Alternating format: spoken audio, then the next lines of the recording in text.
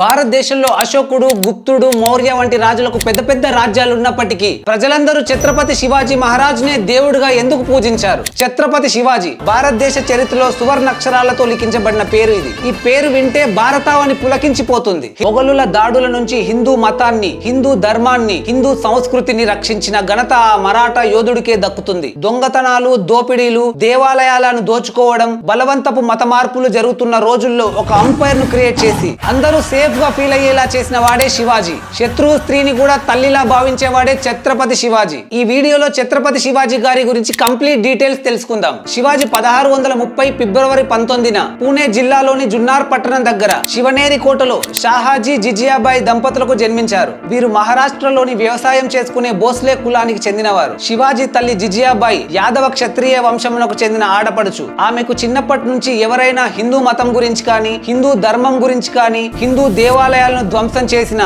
కించపరిచినా లేదా తక్కువ చేసి చూసినా అస్సలు సహించేది కాదు. ఆమె పూజించే దేవత పార్వతీదేవి పేరు కలిసేలా శివాజీకి ఆ పేరు పెట్టింది. ఇక శివాజీ తండ్రి షాహాజీ నిజాంలను ఓడించి గెలుచుకున్న ప్రాంతంలో సామ్రాజ్యాన్ని నెలకొల్పడానికి ప్రయత్నిస్తుండగా మొఘలులు ఆదిల్ షాతో కలిసి కుట్ర పన్ని షాహాజీని యుద్ధంలో ఓడించారు. ఆదిల్ షాతో సంధి ప్రకారం షాహాజీ బెంగళూరు ప్రాంతాన్ని జాగీరుగా పొంది పూణే ప్రాంతాన్ని వదిలి వెళ్లవలసి వచ్చింది. కానీ షాహాజీ పూణేలో తనకున్న జాగీరును వదులుకోవాల్సిన అవసరం లేకుండా ఆదిల్ షాతో ఒప్పందం కుదుర్చుకున్నాడు. షాహాజీ పూణేలో తన జాగీరు వ్యవహారాలన్నింటినీ తన భార్య జిజియాబాయికు అప్పగించాడు. యువకుడైన శివాజీకి రాజనీతి వ్యవహారాలు నేర్పించడానికి కొందరు ముఖ్య అనుచరులతో కలిసి ఒక విభాగాన్ని ఏర్పాటు చేసి తాను బెంగళూరు జాగీరుకు వెళ్లాడు. శివాజీ తల్లి తనకు పుట్టిన భూమిపైన, ప్రజలపైన ప్రేమ కలిగేటట్టు అనేక విద్యా బుద్ధులు నేర్పించింది. చిన్నప్పటి నుంచి భారత, రామాయణ, బలి చక్రవర్తి గాథలు చెప్పి వీర లక్షణాలు మొలకింపజేసింది. పరమత సహనం, స్త్రీల పట్ల అపారమైన గౌరవం తన తల్లి వద్దనే నేర్చుకున్నాడు. తన గురువు సమర్థ రామదాసు, తల్లి జిజియాబాయి బోధనలతో హిందూ మత సంరక్షణకు కంకణం కట్టుకున్నాడు. బైరాంగ్ ఖాన్ శిక్షణలో రాటుదేలాడు. తన తండ్రి పొందిన పరాజయాలను క్షుణ్ణంగా అధ్యయనం చేసి అతి తక్కువ కాలంలో శివాజీ యుద్ధ తంత్రాలతో నిష్ణాతుడయ్యాడు. సకల విద్యలు తెలుసుకున్న శివాజీ మరాఠా సామ్రాజ్య స్థాపనే లక్ష్యంగా తన వ్యూహాలు మొదలుపెట్టాడు. ఇక అప్పటి నుండి మొఘలులు,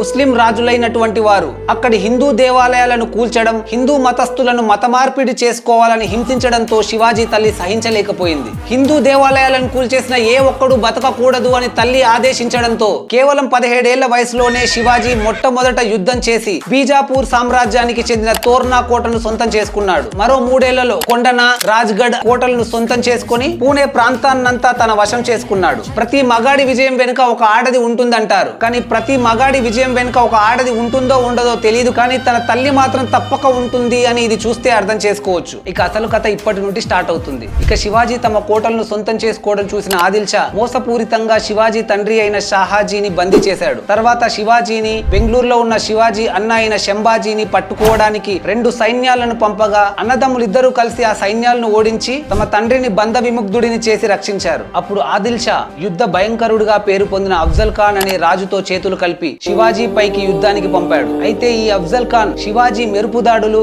గెరిల్లా యుద్ధ పద్ధతులు తెలుసుకొని శివాజీని ఓడించడానికి యుద్ధం మాత్రమే ఏకైక మార్గమని భావించి శివాజీని రెచ్చగొట్టేందుకు శివాజీ ఇష్ట దైవమైనటువంటి భవానీదేవి దేవాలయాలను కూల్చేశాడు. ఇది తెలిసిన శివాజీ ఏమాత్రం తొందరపడకుండా శత్రువు పన్నాగాలను అర్థం చేసుకొని నేను ప్రస్తుతం యుద్ధానికి సిద్ధంగా లేనని చర్చలకు ఆహ్వానించాడు. ప్రతాప్గఢ్ కోట దగ్గర సమావేశానికి ఇద్దరూ అంగీకరించారు. అఫ్జల్ ఖాన్ పథకాన్ని ముందుగానే పసిగట్టిన శివాజీ తన శరీరానికి ఉక్కు కవచాన్ని ధరించి పిడిబాకు లోపల దాచుకున్నాడు. ఇద్దరూ కలిసి చర్చలు జరుపుతుండగా అఫ్జల్ ఖాన్ తను దాచుకున్న కత్తితో శివాజీ పైన దాడి చేశాడు. ఉక్కు కవచం వల్ల శివాజీ తప్పించుకొని శివాజీ తన దగ్గరున్న పిడిపులి గోర్లతో అఫ్జల్ ఖాన్ పుట్టను ఉగ్ర లక్ష్మీ నరసింహస్వామి వలె చీల్చి చెండాడాడు. అఫ్జల్ ఖాన్ తప్పించుకొని గుడారం నుంచి బయటకు పారిపోతుండగా ఒకే వేటుతో శివాజీ అఫ్జల్ ఖాన్ తల నరుకుతాడు. ఇక ఈ విజయంతో శివాజీ మరాఠా యోధుడిగా మహారాష్ట్ర అంతా తన పేరు మారుమ్రోగిపోయింది. ఇక ఎలాగైనా శివాజీని తొక్కి పడేయాలని బీజాపూర్ సుల్తాన్ యుద్ధ వీరులుగా పేరు తెచ్చుకున్న ఆఫ్ఘన్ పస్తూన్ సైనికులను శివాజీ పైకి యుద్ధానికి పంపాడు. వారందరినీ ఎంతో చాకచక్యంగా మెరుపు దాడులతో చంపి విజయం సాధించాడు. ఈ విజయంతో శివాజీ కీర్తి ప్రతిష్టలు భారతదేశం అంతా వ్యాపించాయి. అప్పటి నుండి ఎందరో హిందూ రాజులకు శివాజీ ఒక ఆదర్శంగా నిలిచాడు. ఇది సహించలేని బీజాపూర్ సుల్తాన్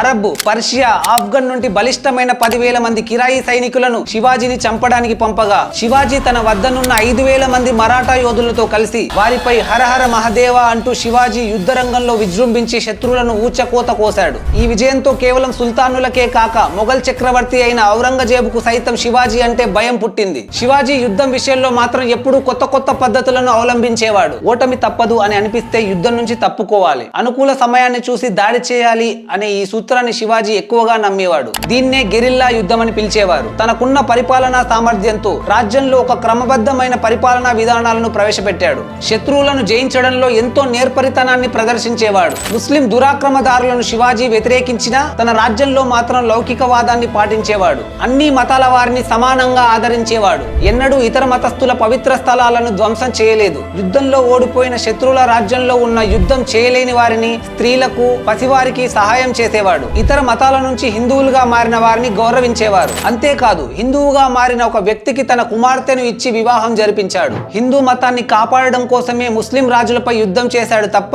ఎప్పుడూ వారి మతాన్ని వ్యతిరేకించలేదు, తక్కువ చేసి చూడలేదు. ముఖ్యంగా మహిళల పట్ల అపారమైన గౌరవం. ఇతర రాజ్యాలపై దండెత్తినప్పుడు స్త్రీలపై ఎలాంటి దాడులకు అనుమతించేవాడు కాదు. ఒకవేళ తమ రాజ్య సైనికులు ఎవరైనా అలా చేస్తే వారిపైన కఠినంగా వ్యవహరించేవాడు. తన తండ్రి పాలనలో కేవలం 2000 మంది సైనికులు మాత్రమే ఉండగా దాన్ని 1,00,000 మందికి పైగా శివాజీ పెంచాడు. శివాజీ తన సైన్యం పట్ల అత్యంత శ్రద్ధ తీసుకునేవాడు. దీంతో వారంతా వారి ప్రాణాలను పణంగా పెట్టి యుద్ధం చేసేందుకు సిద్ధపడేవారు. ఒకానొక సమయంలో శివాజీ ప్రాణాలకు ప్రమాదం ఉందని తెలిసి తమ ప్రాణాలను పణంగా పెట్టిన సైనికులు చాలా మంది ఉన్నారు. ఇక శివాజీ సైనికులకు ప్రమాదం ఏర్పడే సమయంలో వారిని అనూహ్యంగా అక్కడి నుంచి తప్పించేవాడు. ఇలా వరుసగా శివాజీ తన యుద్ధ తంత్రాలతో ఎన్నో రాజ్యాలను సాధించి మరాఠా సామ్రాజ్యాన్ని శివాజీ ఎంతగానో పెంచాడు. ఇదిలా ఉండగా 1660లో ఔరంగజేబ్ తన మేనమామ అయిన షాయిస్తా ఖాన్ కు 1,00,000కు పైగా బలమైన వెన్నుచూపని సైన్యాన్ని, ఆయుధాలను ఇచ్చి శివాజీ పరిపాలిస్తున్న దక్షిణ ప్రాంతాన్ని మొత్తాన్ని ఓడించి స్వాధీనం చేసుకుని రమ్మని పంపించాడు. బలమైన ఈ షాయిస్తా ఖాన్ సైన్యం ముందు శివాజీ సైన్యం తలవంచక తప్పలేదు. దాంతో శివాజీ ఓడిపోయాడు. శివాజీ ఓటమి ఒప్పుకొని పూణేను వదిలి వెళ్లిపోయాడు. షాయిస్తా ఖాన్ పూణే నగరమంతా తన స్వాధీనం చేసుకుని పూణేలో శివాజీ నిర్మించిన లాల్ మహల్ లో షాయిస్తా ఖాన్ నివాసం ఏర్పరచుకున్నాడు. ఎప్పటికైనా శివాజీ మెరుపుదాడి చేస్తాడని షాయిస్తా ఖాన్ భావించి పూణే నగరమంతా చాలా కట్టుదిట్టమైన భద్రతను ఏర్పాటు చేసుకున్నాడు. అలా యుద్ధం జరిగిన 3 సంవత్సరాల తర్వాత 1663 ఏప్రిల్ నెలలో పూణే నగరంలో ఒక పెళ్లి ఊరేగింపు జరుగుతుండగా శివాజీ మారువేషంలో తన అనుచరులతో కలిసి పెళ్లి కూతురు తరపున బంధువుల్లో కలిసిపోయి లాల్ మహల్ కోటలోకి చేరుకున్నాడు. ఇక ఆ భవనం స్వయాన తన పర్యవేక్షణలో నిర్మించబడింది కాబట్టి సులువుగా లోపలికి వెళ్లి షాయిస్తా ఖాన్ గదిలోకి చేరుకున్నాడు. ఇక శివాజీ షాయిస్తా ఖాన్ పై తన కత్తితో దాడి చేయగా తన 3 వేళ్లు తెగి కింద పడ్డాయి. దాంతో షాయిస్తా ఖాన్ ప్రాణభయంతో పక్కనున్న కిటికీ నుండి దూకి ప్రాణాలు రక్షించుకున్నాడు. ఇలా తిరిగి చివరికి శివాజీ తన సామ్రాజ్యమైనటువంటి పూణే ప్రాంతాన్ని దక్కించుకున్నాడు. ఆ తర్వాత సంవత్సరం 1664లో సూరత్ నగరం ప్రధాన వ్యాపార కేంద్రంగా ఉండడంతో శివాజీ సూరత్ నగరంపై దాడి చేసి మొఘలుల ధనాన్ని, ఆయుధాలను దోచుకున్నాడు. అలా దోచుకున్న సంపదతో కొన్ని వేల మంది సైన్యాన్ని కొని తన సైన్యంలో చేర్చుకున్నాడు. ఇక ఆ తర్వాత కొద్ది రోజుల్లోనే శివాజీ తనను దెబ్బ కొట్టిన మొఘలుల, బీజాపూర్ సుల్తానుల కోటలను తన సైన్యంతో ఒక్కటొక్కటిగా గెలిచి తన సొంతం చేసుకున్నాడు. ఇది చూసిన ఔరంగజేబ్ ఎంతో ఆగ్రహానికి గురై తన దగ్గర పనిచేస్తున్న రాజపుత్రుడైన రాజా జైసింగ్ ను శివాజీ పైకి యుద్ధానికి పంపాడు. రాజా జైసింగ్ మొఘల్ సైన్యంతో కలిసి తన రాజ్యాలను ఒక్కటొక్కటిగా స్వాధీనం చేసుకోవడంతో ఓటమిని గ్రహించిన శివాజీ అతనితో సంధికి దిగాడు. దాంతో 1665 నుంచి శివాజీ ఔరంగజేబ్ ఆధ్వర్యంలో ఒక మొఘల్ సర్దారుగా ఉండడానికి ఒప్పుకున్నాడు. ఇలా శివాజీ చేయడానికి అసలు కారణం మొఘల్ సైన్యాన్ని ఉపయోగించుకొని తన శత్రువులైనటువంటి బీజాపూర్, గోల్కొండ సుల్తానులను ఓడించడానికే శివాజీ మొఘల్ సర్దారుగా ఉండడానికి మాత్రమే వారితో చేతులు కలుపుతాడు. 1666లో ఔరంగజేబ్ తన 50వ పుట్టినరోజు సందర్భంగా శివాజీని, అతని 6 ఏళ్ల కొడుకైన శంభాజీని విందుకు ఆహ్వానించాడు. వారి ఆహ్వానం మేరకు శివాజీ వెళ్ళగా సభలో శివాజీని సైనికాధికారుల వెనుక వరుసలో నిలబెట్టి అవమానపరిచాడు. ఈ అవమానాన్ని సహించలేక శివాజీ ఇక అక్కడి నుంచి తిరిగి బయటకు రాగా వెంటనే ఔరంగజేబ్ భటులు శివాజీని చుట్టుముట్టి అతన్ని, అతని కొడుకును ఒక గృహంలో బందీ చేశారు. నిజానికి ఔరంగజేబ్ శివాజీని పిలిచింది చంపడానికి. కానీ శివాజీని చంపితే ఒకేసారి మరాఠా ప్రజలు, అదే విధంగా తమ సైన్యం అంతా తిరగబడతారు, చెలరేగుతారు అని అర్థం అయ్యి శివాజీని బంధించాడు. తన కొడుకుతో బందీగా ఉన్న శివాజీ కొన్ని నెలల తర్వాత ఎలాగైనా తప్పించుకోవాలనే ఆలోచనతో ఒక పని మనిషిగా వేషం వేసుకుని కొడుకును ఒక పల్లబుట్టలో పెట్టుకుని తన రాజ్యమైనటువంటి రాయగఢ్కు చేరుకున్నాడు. అలా తప్పించుకున్న తర్వాత 2 సంవత్సరాల వరకు శివాజీ మొఘలులపై ఎలాంటి యుద్ధానికి దిగకుండా సంధికి కట్టుబడి ఉన్నాడు. కానీ మొఘల్ సైన్యాధిపతులైనటువంటి మహబత్ ఖాన్, బహదూర్ ఖాన్, దిలేవార్ ఖాన్లు అంతా కలిసి ఒక్కసారిగా శివాజీపై దాడి చేశారు. కానీ వారి ఎత్తులు పారలేదు. వారిని శివాజీ యుద్ధంలో చిత్తుగా ఓడించి ముచ్చెమటలు పట్టించాడు. శివాజీ చరిత్రలోనే ఈ విజయాన్ని ఒక గొప్ప విజయంగా పేర్కొనవచ్చు. అప్పటికే శివాజీ సైన్యం బలహీనమైపోవడం, వారి సైన్యం తగ్గిపోవడం వల్ల మొఘలులు మరిన్ని యుద్ధాల్లో పాల్గొంటూ ఉన్నారు. ఔరంగజేబ్ శివాజీ నుండి ఎలాంటి ఆపద ఉండదని భావించి తక్కువ అంచనా వేశాడు. కానీ ఈ పక్కన శివాజీ ఎవరికీ తెలియకుండా రహస్యంగా చిన్న చిన్న రాజ్యాలను సొంతం చేసుకోవడం మొదలుపెట్టాడు. 1,00,000 మంది బలమైన సైన్యంతో, ఆయుధాలతో, గుర్రాలతో, నౌకా వ్యవస్థలను సమకూర్చుకొని మొఘల్ కోటల పైన వరుసగా యుద్ధాలు చేశాడు. ఏమాత్రం అలసిపోకుండా మొఘలులపై దెబ్బ మీద దెబ్బ తీస్తూ వచ్చాడు. చివరికి మొఘల్ సామ్రాజ్యంలో సరైన సైన్యం లేకపోవడంతో, ఖజానా ఖాళీ అవ్వడంతో శివాజీని ఎదుర్కోలేకపోయింది. విజయమే మన ఆదర్శం కావాలని శివాజీ జీవితం మనకు తెలియజేస్తుంది. ఇలా తన జ్ఞానంతో, నైపుణ్యంతో ఎన్నో యుద్ధాలు గెలిచిన శివాజీకి జూన్ 6, 1674 రాయ్గఢ్ కోటలో వేద పఠనాల మధ్య క్షత్రియ రాజులందరికీ అధిపతిగా కీర్తిస్తూ ఛత్రపతి అనే బిరుదును ప్రదానం చేశారు. 27 ఏళ్ల పాటు యుద్ధంలో గడిపి హిందూ రాజులకు ఆదర్శంగా నిలిచి సువిశాల మరాఠా సామ్రాజ్యాన్ని నెలకొల్పిన ఛత్రపతి శివాజీ